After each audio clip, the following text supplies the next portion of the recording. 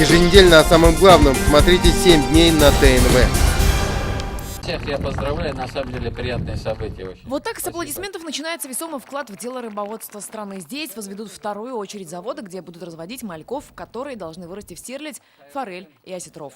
Чтобы вот это начинание, оно где-то не заглохло. И мы ее должны довести до логического завершения. И люди будут благодарны, потому что потребление рыбы, тем более имея такие водные просторы, и это еще одна из форм отдыха людей.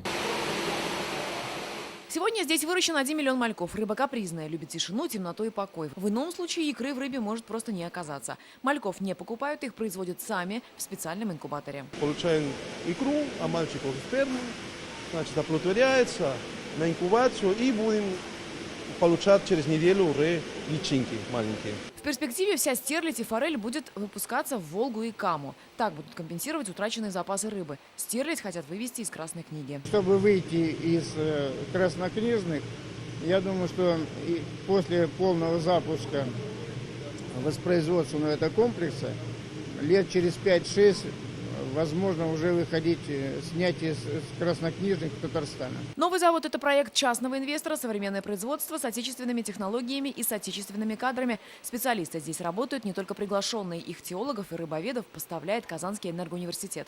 Что касается второй очереди завода, завершить его строительство хотят уже в следующем году. Альбина Аслагараева, Данил Филатов, ТНВ, Лаишевский район.